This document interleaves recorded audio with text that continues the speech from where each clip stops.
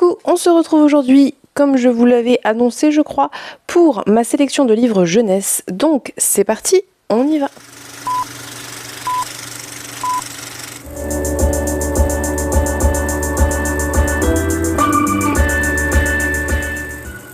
Je vous avais dit que je vous ferais une petite sélection de livres jeunesse puisque le salon de Montreuil est ce samedi, enfin pas que ce samedi, en fait je crois que c'est de mercredi à lundi, mais moi j'y vais samedi. Bref, en tout cas c'est cette semaine et je me suis dit que c'était l'occasion de revenir un petit peu sur des coups de cœur ou des très très bonnes lectures de littérature jeunesse. La plupart de ces autoristes sont francophones, certaines seront à Montreuil. Alors je n'ai pas forcément noté les jours etc, mais vous pourrez retrouver ça sans souci sur le site du salon, sur Instagram. Et c'est un petit peu l'occasion aussi de parler de très bonne littérature jeunesse et donc éventuellement de vous faire une petite liste de cadeaux à offrir. Afin que ce soit le plus clair possible, j'ai classé ça en deux grands pôles, les one-shots, les sagas, et j'ai classé les sagas par nombre de tomes. Comme ça, vous pourrez également piocher directement dans ce qui vous intéresse plus ou moins, enfin en fonction de vos envies et de vos goûts. Donc on va tout de suite commencer avec les one-shots. Je vais vous les faire par ordre de lecture, du plus ancien au plus récent. Parfois, par auteurice, j'ai deux recommandations à vous faire. Évidemment, parfois même, ça serait toute la bibliographie de l'auteur, mais soit. Donc, on commence tout de suite avec D'or et d'oreiller que j'ai lu fin 2022 de Flore Vesco, que j'ai vraiment beaucoup aimé. Si vous cherchez une réécriture de conte assez libre et surtout qui va parler à un public préadolescent, adolescent, de choses assez importantes comme la sexualité, la découverte de son corps, le fait de grandir et de s'affranchir des codes sociaux, c'est vraiment la lecture parfaite. Il y a une dimension sexuelle dans cet ouvrage, donc ça serait fin de préadolescence et adolescence peut-être, mais encore une fois, ça dépend totalement des enfants, de votre entourage, dans la mesure où tous les enfants ne grandissent pas au même rythme. Évidemment, D'or et d'oreiller est sorti récemment en graphique, il est absolument sublime, je vous en ai longuement parlé et c'est aussi pour ça que je le réévoque ici, au-delà du fait que je l'ai adoré, c'est l'occasion. Je pense que Flore Vesco sera présente à Montreuil. C'est la première partie du swap de Pénélope qui est arrivée. Revenons à nos moutons. Je vous disais, elle a publié relativement récemment, je ne sais plus exactement quand, mais c'était dans l'année, De délicieux enfants, qui est aussi une excellente lecture, qui est aussi une réécriture assez libre de l'histoire du petit poucet, qui était absolument génial, surprenant, intelligent. Je sais que Flore Vesco ne fait pas l'unanimité parce qu'elle a des partis pris particuliers, elle a une écriture particulière. Si vous aimez la littérature jeunesse avec des jeux de mots intelligentes, qui va parler de problématiques purement pré-ado, ado, de sexualité, de rapport au corps, quelque chose de très viscéral, de très sensuel, sensoriel, vraiment, Flore Vesco est pour vous. Je vous recommande de les découvrir, vous, en tant qu'adulte, parce que c'est intéressant, et de les faire découvrir aux ados de votre entourage. Autre auteur que j'aime beaucoup, plus jeunesse, cette fois, plus à partir de 10 ans, je dirais, je pense, 9-10 ans, quelque chose comme ça. Bien évidemment, c'est Jolane C. Bertrand. J'ai lu récemment Fleur de Bastion et Le Renard Masqué, qui est un premier tome. Donc je le mets ici, même si c'est une saga, parce qu'à l'origine, je voulais parler de l'autre. Mais bref, c'est pas grave. Fleur de Bastion, je sais pas si c'est une duologie ou une trilogie. Je pense que le tome suivant sort en 2025. Mais honnêtement, on a déjà une petite résolution au sein de ce tome. Et comme on finit pas sur un très très gros cliffhanger, vraiment pour un jeunesse, c'est très très chouette, c'est très bien pensé. Il y a vraiment un début d'enquête, le cœur de l'enquête et une certaine résolution. Donc Fleur de Bastion, c'est de la fantaisie animalière qui va parler de choses extrêmement importantes, notamment de racisme, de rejet, de classisme, donc de la manière dont on traite les pauvres, ce fonctionnement social que nous on a qui est extrêmement pyramidal. Il y a ce côté enquête qui est très prenant, ce côté animaux, notamment Pépin qui est sûrement mon personnage préféré, que j'ai absolument adoré, qui est une petite souris et qui va mener cette enquête et qui va montrer que, eh bien, être petit, ça n'empêche pas de faire plein de choses, bien au contraire. Et vraiment, c'était très très très très chouette. Je ne peux que vous inviter à le découvrir. J'ai déjà quelques personnes qui m'ont fait des retours, qui l'ont lu parce qu'il ou elle l'avait ou parce que je l'avais recommandé et qui ont adoré. C'est hyper intelligent, c'est hyper prenant, c'est assez surprenant, même pour un jeunesse, et vraiment c'était génial.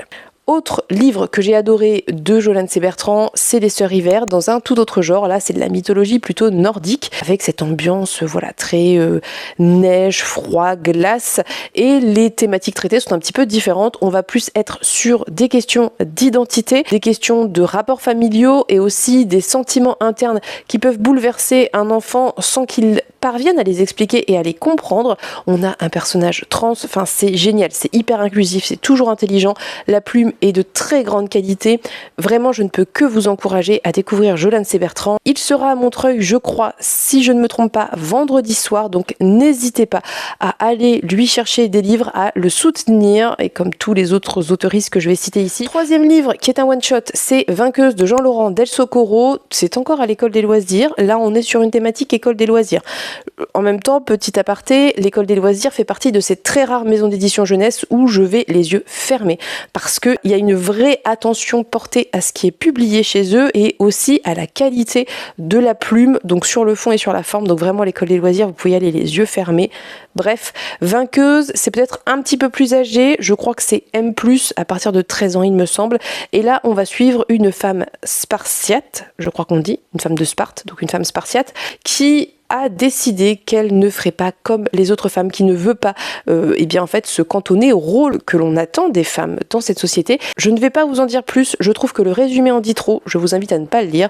Si vous voulez encore une fois lire quelque chose d'historique avec un aspect mythologique tout de même et un aspect du coup un peu fantastique, mais quand même qui a plus un côté historique avec un réel travail de recherche. Jean-Laurent Del Socorro, il fait pas les choses dans le vide, il fait des recherches, il explique pourquoi, comment, les tenants et aboutissants dans le hors-texte. Donc vraiment un regard sur une personnalité historique très peu connue, très intéressante, avec vraiment un travail de vocabulaire. Enfin, c'était très très chouette. Et donc on va suivre cette jeune femme dans son parcours de vie tout simplement, et dans ses choix et dans son évolution, avec ses questionnements à la fois personnels et intimes, mais aussi en tant que princesse, puisqu'elle est princesse de son royaume.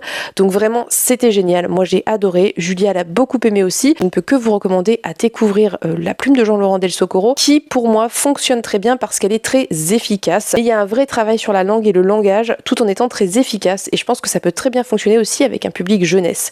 Donc voilà, dans un tout autre genre que ce que j'ai pu vous citer précédemment.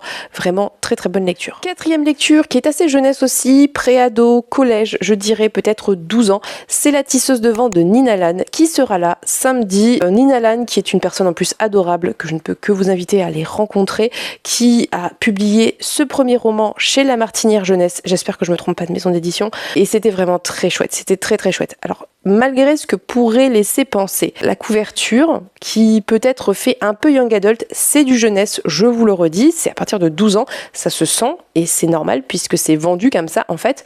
Et ici, c'est vraiment de la fantaisie avec une magie hyper imaginative, très très prenante, une vraie enquête. C'est un petit peu plus complexe peut-être que les romans que j'ai pu citer précédemment d'un point de vue univers et world building.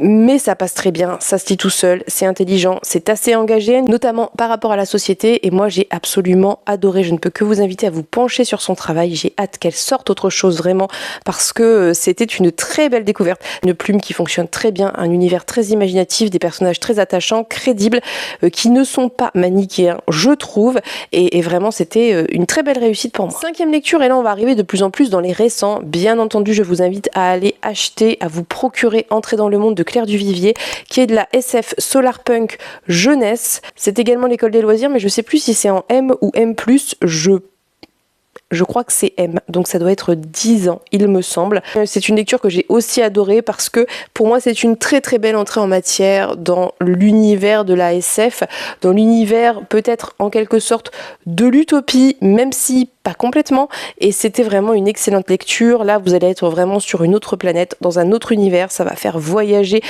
les enfants qui le liront je pense, et c'est aussi un roman qui parle de préadolescents avec beaucoup de finesse à mon sens, qui pose à la fois des thématiques d'écologie et d'actualité aussi sur le traitement des gens dans la société et des animaux et de la nature et de ce qu'ont pu faire les humains, qui fait que tout est parti en cacahuète et finalement de l'héritage qu'on laisse aux générations suivantes.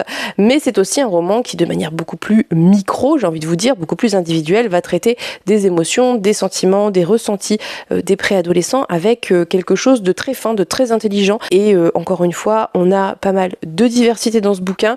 On a un personnage qui est en situation de handicap. Je me souviens plus, je crois qu'il lui manque une jambe de naissance, donc voilà, elle a une prothèse, enfin voilà, c'est quelque chose qui permet aussi différentes représentations et c'est important, je pense, de mettre ça dans les mains des enfants parce que c'est normal et que la question ne se pose pas. 6e livre en one-shot, Au large des villes de Lucie Pierre-Apajot, pareil, plus adolescent, je pense. Publié chez Gallimard assez récemment, je l'ai reçu, je l'ai lu, je l'ai adoré, je vous en ai longuement parlé en vlog.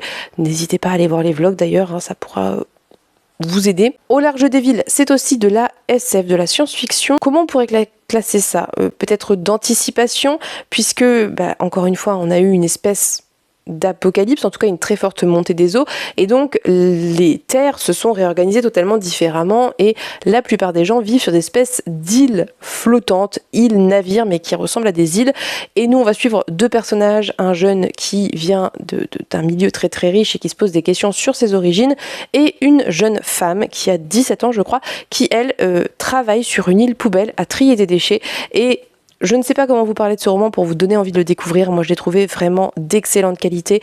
C'est un page-turner très réussi. La fin donne envie d'avoir la suite immédiatement. Évidemment, elle n'est pas parue puisque le roman est très récent. Lucie Pierre-Apajot, sans aucun doute, sera en dédicace puisque son livre vient juste de sortir. J'avais aussi adoré Les Mystères de Larry Spem. N'hésitez pas à découvrir Au large des villes si vous voulez lire de la SF Young Adult intelligente. Et je trouve que ça manque un peu parfois. La bonne SF Young Adult qui ne contient pas des scènes de sexe, qui ne contient pas de smut, qui ne contient pas de... Voilà.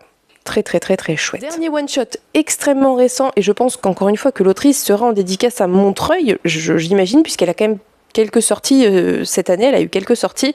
C'est Ombreline de Manon Fargeton, qui pour le coup est très jeunesse. Je pense que ça doit être du 7-8 ans, quelque chose comme ça, qui est un livre que j'ai absolument adoré par les thématiques qu'il aborde. C'est un univers, en fait c'est notre univers, mais avec des fées que l'on ne voit pas, on ne sait pas qu'elles existent, mais nous on se situe du point de vue d'une de ces fées, et elle va vouloir aider un enfant à dormir parce qu'il ne dort pas la nuit, et elle va essayer de comprendre pourquoi, comment, et en fait résoudre son problème pour qu'il puisse enfin se reposer, qu'il puisse enfin reprendre une vie d'enfant normale. C'est un livre très important qui va parler d'inceste et qui le fait avec beaucoup de délicatesse, beaucoup d'intelligence, avec une subtilité telle que un enfant concerné pourra se reconnaître et peut-être mettre des mots sur des choses qu'il ou elle subit, et un enfant pas concerné pourra interpréter ça aussi très différemment. Donc vraiment excellente lecture, très importante à mon sens, sujet très délicat, très touchy, traité avec beaucoup de finesse, donc n'hésitez pas à vous pencher dessus. Nous allons passer aux sagas. Commençons avec les duologies. Première duologie que je ne peux que vous recommander, c'est La ville sans vent d'Éléonore de Villepoix. Pareil, j'en ai très longuement parlé, c'est une duologie que j'ai adorée par son univers extrêmement riche où on a cette espèce de ville sous un dôme de verre au milieu des montagnes. Comment vous en parler sans trop vous en dire, parce que c'est pas le sujet de la vidéo de développer chacun de ces ouvrages. Tout ce que je peux vous dire, c'est que c'est un livre qui est très très engagé en termes, qui va parler de xénophobie, de racisme, de rejet d'autrui, qui va parler aussi de sexisme, de combat pour avoir une place quand on est une femme dans une société patriarcale. Ça va parler de rapports maître-élève, ça va parler de relations familiales, que ce soit la famille de sang ou la found family, celle qu'on se choisit. Ça va parler d'amitié, ça va parler de 1000 choses hyper engagées, hyper importantes, et Éléonore de Villepoix pour moi est une autrice à suivre absolument. Parce qu'elle a une très belle plume, parce que j'adore son écriture, parce que j'adore ce qu'elle propose. Je trouve ça hyper intelligent, je trouve ça très bien fait. Elle parvient à parler de choses qui sont peut-être parfois compliquées à envisager, je pense, quand on est pré-ado, parce que là pour moi c'est de la lecture pré-ado. Et elle parvient, en montrant l'absurdité de certaines choses qui se passent dans ses ouvrages, à faire des parallèles avec l'absurdité de ce qui se passe dans notre monde à nous, avec beaucoup de finesse, beaucoup d'intelligence. C'est vraiment une lecture que j'ai adorée. En plus, on a une toute petite thématique Amazon dans cette duologie, donc vraiment pépite. Évidemment, autre duologie que moi je n'ai pas terminée, mais qui est totalement sortie, publiée, c'est Emblème d'Ina Ciel. J'ai adoré le premier tome, j'ai trouvé très bien écrit, j'ai adoré l'univers qui est vraiment très sombre, très glauque, très dérangeant, que l'on soit dans le manoir d'Ereb ou que l'on soit dans la nature, qui est assez hostile. Ici, on va être sur un trope de mariage arrangé et finalement peut-être aussi de romance du coup, mais C'est pas forcément ça le cœur de l'histoire, même si c'est ça qui lance l'histoire. J'ai trouvé que c'était un roman qui était très important aussi, donc c'est un roman plutôt ado cette fois-ci, un grand ado quand même, parce que c'est un roman qui va parler d'anxiété, qui va parler encore une fois de société patriarcale et de tout ce que ça a d'injuste. Ça parle de beaucoup de choses, ça va parler aussi de handicap, puisqu'on a un personnage plutôt vers la deuxième moitié du roman qui est en situation de handicap. Ça parle de sororité aussi, je trouve, ça parle de soutien, enfin bref, c'est très chouette, et en même temps il y a tout ce mystère autour d'Ereb qui est un personnage très sombre que j'ai adoré. Je ne peux encore une fois que vous inviter à découvrir Emblème bien évidemment et à aller rencontrer Inaciel qui sera à Montreuil et qui est une personne absolument adorable, vraiment une personne à rencontrer, très intéressante et très sympathique. Passons maintenant sans plus traîner aux trilogies. Évidemment, encore une fois, et je n'en ferai jamais suffisamment la propagande, il faut découvrir Magic Charlie d'Audrey Alouette. Et encore une fois, pour toutes les raisons que j'ai évoquées précédemment, c'est un roman, enfin ce sont des romans du coup, extrêmement engagés. Et comme ça se passe dans une trilogie, l'autrice peut aborder beaucoup de choses très différentes. Et ça va vraiment aller de questions plutôt sociales, de traitement des enfants dans la société, par exemple, comme aussi de questions plus individuelles, c'est-à-dire d'emprise d'un adulte sur un enfant et d'agression d'adulte sur enfant, le tout avec quelque chose de métaphorique qui passe très bien, à la fois des choses assez tragiques qui arrivent, assez dures et qui peuvent arriver à des enfants, comme la perte de proches, et en même temps toujours avec ce ton décalé, léger, et ces moments très drôles et absurdes avec des personnages qui sont grandiloquents, des personnages qui sont drôles. Pour moi, c'est une réussite de bout en bout Magic Charlie. C'est, encore une fois, une trilogie qu'il est bon de mettre, je pense, dans les mains des enfants. Je ne sais plus quel est l'âge recommandé. Pour moi, ça serait à partir de 10 ans, je dirais. Coup de cœur absolu sur cette saga, je ne peux que vous inviter à la découvrir vous en tant qu'adulte, mais à la faire découvrir aux préados, enfants de votre entourage. Autre saga que moi je n'ai pas terminé, mais le 3e tome vient tout juste de paraître, encore une fois, à l'école des loisirs, parce qu'on ne change pas une équipe qui gagne, c'est la saga Akata Witch, mais je pense pas que la saga s'appelle comme ça, donc c'est Akata Witch, Akata Warrior et Akata Woman.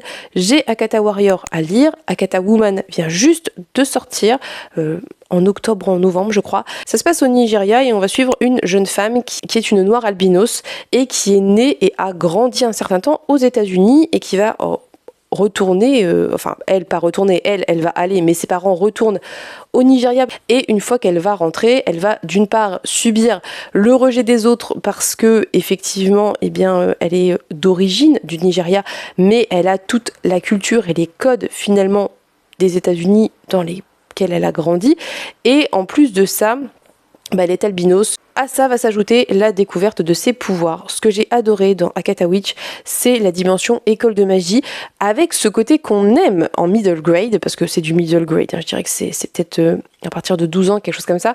Tout ce côté école de magie qu'on aime, mais école de magie très différente, avec des inspirations différentes, puisque des inspirations du Nigeria et voilà d'autres pays d'Afrique. Donc vraiment une vision différente des choses, et toujours ce questionnement qu'on retrouve chez Nnedi Okorafor autour de la technologie, de la tradition, de la culture et comment allier tout ça. Et vraiment, j'ai beaucoup aimé. Je ne peux que vous inviter à découvrir Akata Witch. Et voilà. Autre trilogie, évidemment, et encore une fois, sans aucune surprise, c'est la trilogie Palace de Marine Carteron. Coup de cœur absolu, j'en ai très longuement parlé. Réécriture mythologique extrêmement pointue, intelligente, bien faite, bien pensée. Palace, pour moi, c'est une pépite à lire quand on est adolescent, parce que quand on est adolescent, on a déjà été pas mal confronté à la mythologie, et que Marine Carteron, avec un très très gros travail, je pense, de recherche, reprend cette mythologie classique et juste en switchant un peu le point de vue, en changeant quelques éléments et avec sa manière d'écrire que j'adore, parvient à totalement revisiter la mythologie et montrer les choses très très différemment. Vraiment, Palace, pour moi, c'est une pépite. C'est tellement incroyablement bon, intelligent, bien écrit, c'est documenté. À la fin du bouquin, chaque chapitre est repris et elle dit quelles sont ses sources, quel mythe elle a repris, ce qu'elle a modifié ou pas. Moi, j'adore ce travail de hors-texte qui pour moi est hyper important, de pas juste écrire un bouquin comme ça et de vous balancer ça et débrouillez-vous avec ça.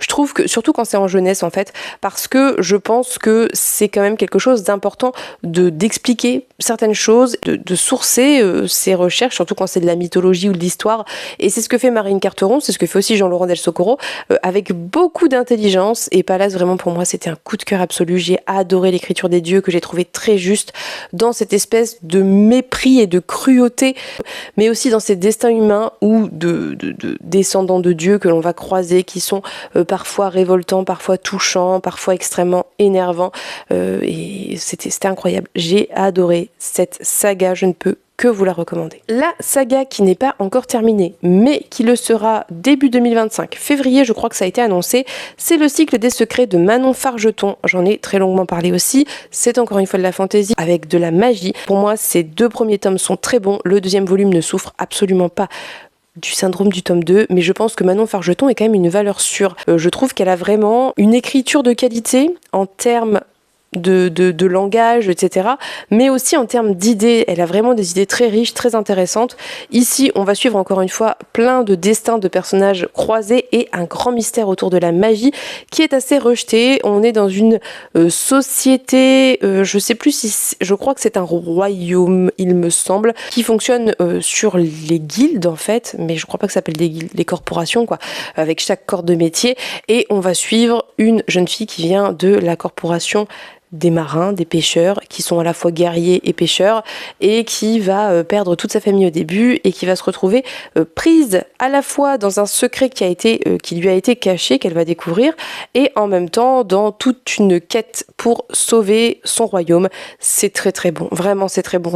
Comment définir cette lecture? Je ne saurais pas vous dire à partir de quel âge c'est. Il y a des scènes de sexe explicites, gentiment explicites, mais qui sont intéressantes parce que c'est des scènes qui ne sont pas dans l'aspect voyeuriste et un peu cracra du truc, mais vraiment dans la découverte du corps, dans la découverte de son corps, de ses sensations, de ses émotions. Donc voilà, pour moi ça fonctionne en ado parce que c'est une période quand même assez clé par rapport à tout ça.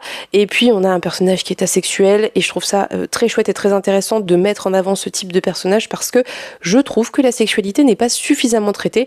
Vous l'aurez compris, Manon Fargeton aime bien toucher à des choses un peu touchy, pas forcément évidentes, je pense en tout cas à écrire, et elle le fait avec toujours beaucoup de succès. Donc n'hésitez pas à découvrir le cycle des secrets. Passons donc aux quadrilogies. Première quadrilogie sans grande surprise qui est terminée, que vous pouvez vous procurer en grand format et en poche. Et l'autrice sera présente samedi à Montreuil. Et sans grande surprise, je parle du Royaume de Pierre d'Angle de Pascal Quivigé. C'était excellent. Pareil, j'en ai tellement parlé. Est-ce que j'ai besoin d'en reparler? Je ne sais pas. Sachez juste qu'on est dans de la fantaisie qui est quelque part pour moi entre l'ado et l'adulte. C'est peut-être une très très bonne saga de transition, soit pour les ados qui ont beaucoup lu de fantaisie ado et qui ont envie de quelque chose un peu plus poussé, un peu plus travaillé en termes d'intrigue, d'écriture, de personnages, de world building, ou alors pour des adultes qui voudraient se mettre tranquillement à la littérature un peu plus adulte. Vraiment pour moi c'est une saga de transition exceptionnelle. C'est très appréciable quand on est adulte et qu'on lit de la fantaisie adulte depuis très longtemps. Croyez-moi, c'est une pépite. J'ai adoré chacun des volumes pour des raisons différentes. J'ai mes préférés évidemment, mais je les ai tous aimés. L'intégralité de la saga est d'une qualité exceptionnelle par, comme je vous le disais, le fond comme par la forme, parce que Pascal Quivigé a une plume d'une qualité rarement égalée. Elle parvient au sein de ses ouvrages à jouer avec les registres de langue, les genres, avec mille et une choses, et c'est toujours surprenant, c'est toujours voilà, vous êtes emporté dans un rythme qui vous dépasse et c'est difficile de s'arrêter, c'est difficile de se réfréner. Lisez Pierre d'Angle, voilà, franchement vous ne pouvez pas y couper. Si vous allez à Montreuil samedi, vous devez aller la rencontrer, lui prendre le premier tome de Pierre d'Angle et vous lancer dans la foulée, parce que quelle saga d'une qualité incroyable. La deuxième saga en quadrilogie qui n'est pas terminée, c'est Persona de Yelena. J'en ai aussi longuement parlé, j'ai le tome 2 à lire dans ma palle. J'ai rencontré Yelena aux Aliénales, qui est aussi d'ailleurs une personne absolument adorable, très gentille, très intéressante, très solaire. Et Persona, j'ai adoré parce que c'est de la fantaisie qui a cette ambiance romaine qui n'est peut-être pas si représentée, même si apparemment c'est un petit peu plus à la mode. En tout cas, quand elle l'a écrit, c'était pas forcément la plus représentée, et je trouve ça assez audacieux de se pencher sur peut-être un autre univers que la mythologie grecque classique. Bref, et j'ai trouvé que c'était très intelligent, encore une fois, parce que eh bien Yelena s'applique à proposer des personnages différents, différents dans le sens divers en fait, pas tous les mêmes, pas pas ceux qu'on a forcément l'habitude de voir, et vraiment des personnages très attachants. On sent que ça va être déchirant dans la suite. J'ai très peur de souffrir, je vous le cache pas, mais j'aime ça en fait. Et j'aime aller dans un roman sans être certaine que ça va bien se terminer pour eux, et je trouve encore une fois que c'est assez audacieux de la part de l'autrice, mais c'est ce qui fait aussi le sel de cette lecture. C'était très très chouette, le premier tome était vraiment très chouette et j'ai vraiment hâte de continuer. Je vous invite à vous pencher sur Persona. C'est de la fantasy young adult qui passe très très bien quand on est adulte à mon sens, mais n'hésitez pas à vous pencher dessus et n'hésitez pas à l'offrir parce que vraiment pour moi il n'y a aucun problème dans cet ouvrage. Je vais conclure cette vidéo avec 2 sagas qui ne sont pas terminées et je ne sais pas du tout combien de tomes sont prévus. La première, c'est Millepertuis de Julia Thévenot. Le deuxième tome doit sortir en 2025. Je ne sais absolument pas quand, mais le premier tome a été un coup de cœur absolu et encore une fois, c'est une plume d'une qualité. C'est incroyable. Vraiment, je sais que peut-être ça vous semble redondant. En même temps, je vous parle que des livres que j'ai aimés, donc voilà. Mais la plume de Julia Thévenot, dans son genre, c'est tout à fait différent de Pascal Quivigé, qui est aussi exceptionnel. Pour moi, c'est équivalent en termes de qualité d'exceptionnel. Mais Julia Thévenot, elle va beaucoup plus jouer sur le registre, à mon sens. En tout cas, j'ai pas tout lu d'elle, je dois lire Bord de terre bientôt, bref. Elle va beaucoup plus jouer sur le sensoriel, le sensuel, et dans Millepertuis, quelque chose de très organique. C'était exceptionnellement intelligent. C'est un ouvrage qui est assez ado pour le coup à mon sens, parce qu'il y a quand même des choses abordées, enfin assez ado, peut-être 14 ans, quelque chose comme ça. Ça va parler de corps, ça va parler de règles, ça va parler d'évolution du corps, ça va parler des premières attirances sexuelles et amoureuses, ça va parler aussi d'agression, même si c'est fait de manière pas non plus, c'est pas hyper descriptif, mais c'est là et c'est important. Ça va parler de patriarcat, ça va parler de femmes, ça va parler d'empowerment de femmes, de famille, de sorcières, de tout ce qu'on aime, une magie autour des fluides corporels, que ce soit les larmes, la salive, le sang. Moi j'adore, je trouve ça génial. Prendre des choses considérées par la société comme tabou et dégueu pour en faire une magie qui rend les femmes ultra puissantes, mais qu'est-ce que c'est intelligent. Qui l'avait tenté? Peut-être que ça existe, moi je ne sais pas, mais en tout cas j'ai adoré Millepertuis. Je ne peux que vous inviter à soutenir le travail de Julia Thévenot, à l'acheter, le lire, le découvrir, en parler autour de vous, à l'offrir à des ados, et voilà, excellent premier tome, j'ai hâte d'avoir la suite. Dernière saga, je n'ai lu que le premier tome, je ne crois pas que le 2 soit sorti, je ne l'ai pas vu passer, c'est Hinterland d'Andrew Bonzon, publié aux éditions Novelle, qui est une toute jeune maison d'édition, je crois qu'elle a 2 ans, quelque chose comme ça.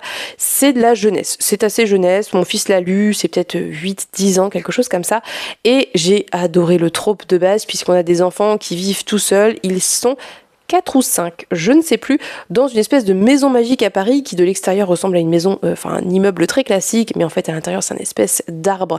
Moi j'adore ça, c'est des tropes que j'adore, et ils vont devoir partir en mission, il y a de la magie, enfin c'est tout ce que j'aime en jeunesse, vraiment c'est prenant, j'ai vu mon fils le lire, donc je peux vous faire aussi un retour en temps, enfin d'un point de vue d'enfant, il a vécu à fond cette histoire. Il y a des moments où il était inquiet, il avait peur pour les personnages, il y croyait, il était à fond avec eux, et vraiment ça fonctionne très très bien. C'était une très bonne lecture, moi j'ai vraiment beaucoup aimé. C'est le premier livre que j'ai découvert de chez Novelle, qui a été une très grosse réussite. Je ne sais pas si le tome 2 est sorti et est-ce que je l'ai raté, ça arrive parfois, ou est-ce que c'est pas encore le cas, mais ça fait 1 an que le premier est sorti, donc peut-être que le 2 ne va pas tarder. En tout cas, il y a déjà dans ce premier volume vraiment encore une fois une enquête et une histoire qui est close, même si ça appelle à une suite par rapport à certains aspects, c'est pas frustrant en soi, donc vous pouvez y aller sans souci. Voilà, c'est tout pour ces recommandations. J'ai été très rapide, donc n'hésitez pas à rechercher dans mes vidéos ou sur YouTube des avis sur les bouquins que je vous ai présentés. Certains sont chroniqués sur mon Instagram si jamais ça vous intéresse. Je le redis une dernière fois avant de vous laisser, n'oubliez pas que moi, je donne des âges selon moi et selon mes critères à moi, mais chaque enfant, chaque ado, chaque préado est différent et est à un stade à la fois en termes de niveau de lecture, mais à la fois aussi en termes de sensibilité très différent. Donc n'hésitez pas à lire les livres avant de les offrir. N'hésitez pas à me dire si vous avez lu certains des livres dont j'ai parlé, si vous les avez aimés. N'hésitez pas à me faire vos propres recommandations en commentaire, parce que c'est pour moi, mais c'est aussi pour tout le monde.